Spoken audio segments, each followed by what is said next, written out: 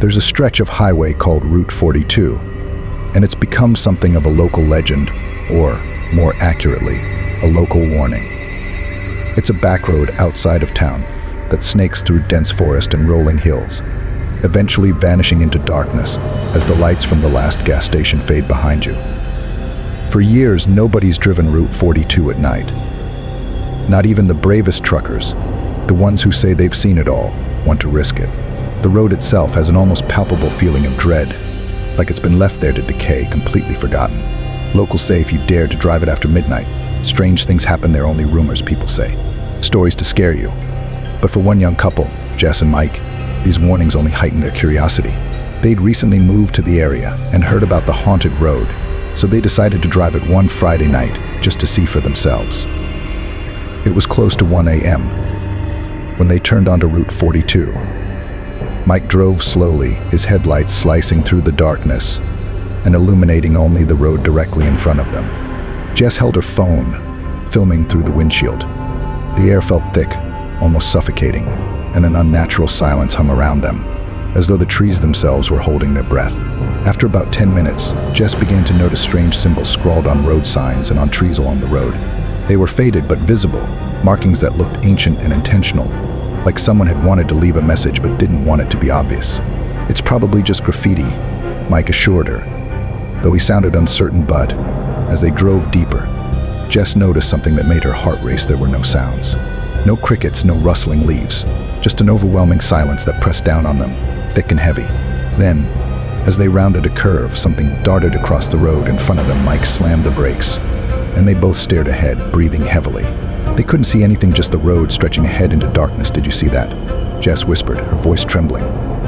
Mike nodded, his eyes fixed forward. "It was too big to be a deer," he murmured.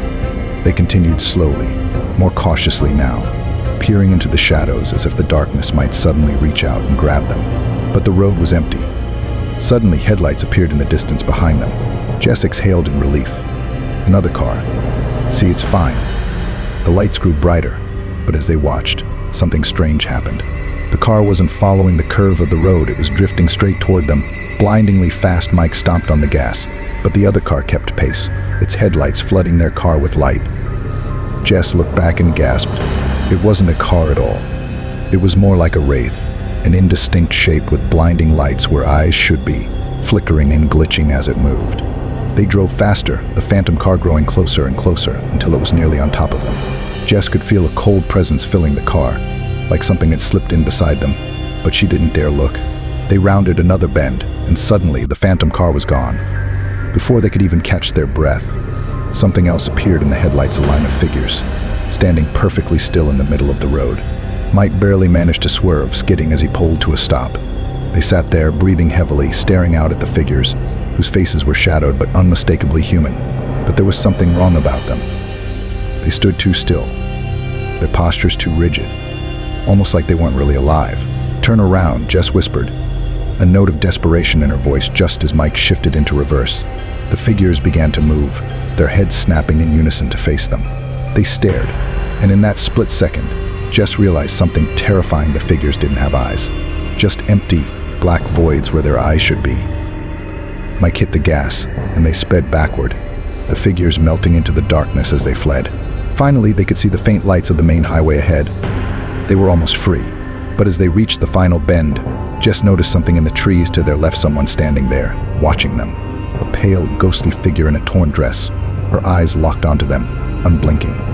Jess screamed as the woman slowly raised her hand and pointed at them, her mouth moving in a silent scream. She tried to record it, but her phone glitched, the screen freezing as the figure began to walk toward them. Mike slammed his foot down, the car jolting forward as they finally sped onto the main highway, leaving Route 42 behind them. They didn't stop until they reached their house, too shaken to speak. When they reviewed the footage the next day, they found strange anomalies, whispers on the audio, blurry figures that seemed to follow their car. And that same ghostly woman, her eyes fixed on the camera, as if she were looking directly at them. Jess and Mike never took Route 42 again, and whenever they pass the turnoff, they don't look back. They know that some things are better left unexplored, and some roads were never meant to be driven for now. Route 42 remains a warning to anyone tempted to test it, and it waits dark, silent, and watching ready for its next visitor.